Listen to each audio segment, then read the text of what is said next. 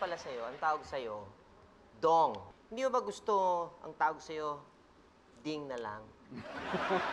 Para di ba? Para kampi tayo. Sa totoo lang yung Ding kasi, gaya na sabi mo, di ba yung nag-aabot kay Darna ng kanyang kapangyarihan. Parang pambata eh. So, ngayon na medyo nag-mature ng konti, mas gusto ko yung Dong, parang Dong. Oo nga kasi yung Ding parang di bagay. Parang bading, gano'n. Hindi naman. Hindi na bagay sa edad mo yung Ding. Mas bagay yung Dong. Parang gano'n, oo. Ayan, doon pa nagtatapos ang ating interview. Hindi ba tapos? Mag-i-interview pa ako. Ano ka ba? May question din ako. Nabanggit mo yung edad. Advance happy birthday. Birthday ka. Alam niyo birthday niya, no? Thank you. Oo, gusto. Advance happy birthday. Tapos, ilang taong ka na? 32. 32. 32? Ay, 32? Parang late na para mag-asawa. Hindi na marrying age. Ewan ko, siguro nung 25 ako, kala ko late na rin mag-asawa yun eh. Pero talaga nag-iiba-iba ang panahon. Talagang... Tingnan natin, oo. Nag-iiba-iba. Pagka Baka mamaya 40 na ako, pero late pa rin, di ba? Hindi natin alam. Marunong ka pa ba, halimbawa, o tinatanong ka, malalaman mo pa ba, o kabisado mo pa ba yung mga sasabihin? Like, for example, yung mga I do na ganyan, tingin mo? Tingin mo, maaalala mo pa? Mga roles na nagampanan ko, siguro mga 7 weddings yun na nagawa namin. Ay, talaga? Parang yung totoong seremonyas, nagawa na namin paulit-ulit eh. So, medyo kahit pa paano, alam na namin, memorize na namin. Na-try mo na ba mag-I do ng Spanish? Hindi. Hindi mo pa natatry? Pero parang sa Spanish parang pag sa Tagalog medyo may ka-rhyme na, katunog na word eh. Hago kasi yun eh, sa Spanish. Hago. Hago. Ay, hago.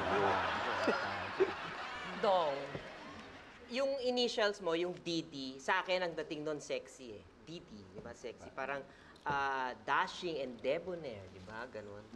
Pwedeng delicious dancer. Ay, ganda. Siguro diversified dong. Hindi, especially sa larangan ng entertainment industry, syempre, dapat pabago-bago ka rin ng Iba dating sa akin diversified dong eh. Parang mahilig mag-dive.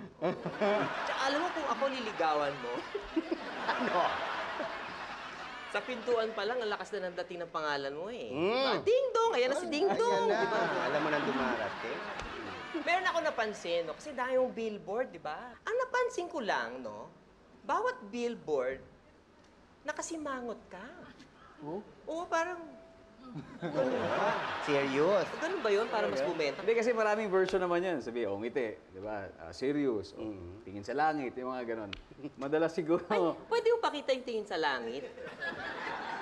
Ay! Palakpakan naman natin yung tingin sa langit.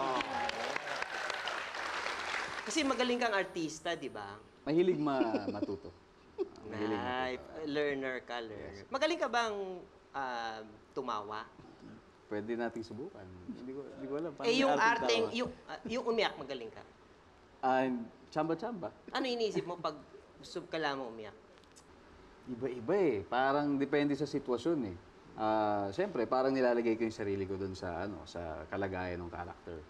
Tapos medyo mag-i-insert ka ng konting bagay ng personal siguro. Pero konting-konti lang dapat. Kami alam mo kung paano kami nakakaiyak. Paano? Niisip namin yung itsura namin ngayon. Iyak kami. Ano ka ba? Hindi ka ba natutuwa sa ginagawa mo ngayon? Ano, di ba? Tears of joy. Anytime,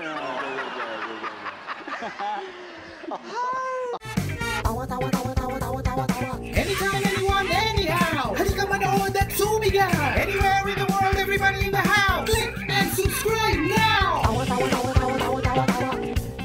You know.